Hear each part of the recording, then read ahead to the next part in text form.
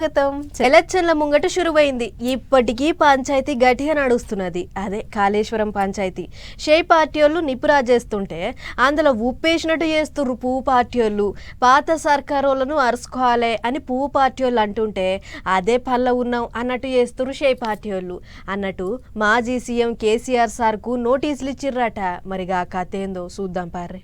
కంట్ల నలుసు లెక్క car party వాళ్ళను నిమ్మలంగా ఉండనిస్తలేదు కాళేశ్వరం పంచాయతీ. ప్రాజెక్టు అట్టెట్ల నెర్రెలిచ్చిందో చెప్పాలే, తంబాలు ఎట్లా గుంగినాయో చెప్పాలే అని ఓ దిక్కు సర్కారోళ్ళు, ఇంకో దిక్కు పువ్వు పార్టీ వాళ్ళు రెండు దిక్కులకేంచి దావా ఇస్తాన్రు. ఇప్పటికే ఓ కమిషన్ కూడా వేసి కార్వాయి చేస్తాన్రు.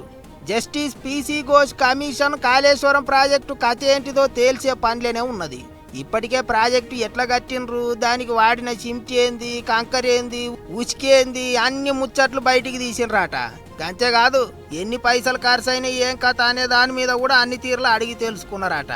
ప్రాజెక్టు కట్టిన కంపెనీ వాళ్ళతోని మాట ముచ్చట్లు చేసిండ్రాట. అట్లా ఇక ఇప్పుడు ఆఖరికి వ్యవహారం మాజీ సీఎం కేసీఆర్ సార్ దాకా పోయింది.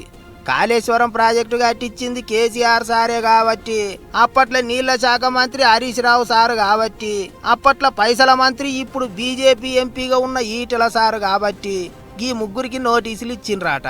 15 దినాలలో సమాధానం చెప్పాలి.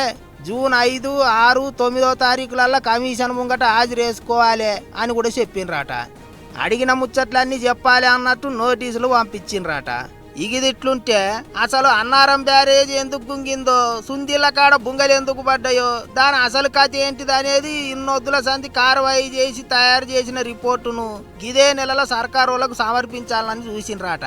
కానీ ప్రశ్నలు జవాబులు అడిగేటప్పుడు చాలా మంది ఆఫీసర్లు, ఇంజనీర్లు పాత సీఎం పేరే చెప్పిండ్రాట.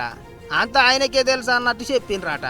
ఆగో గందుకే మళ్ళా ఇప్పుడు ముచ్చట కేసీఆర్ సార్ దాకా పోయిందని అంటుండ్రు.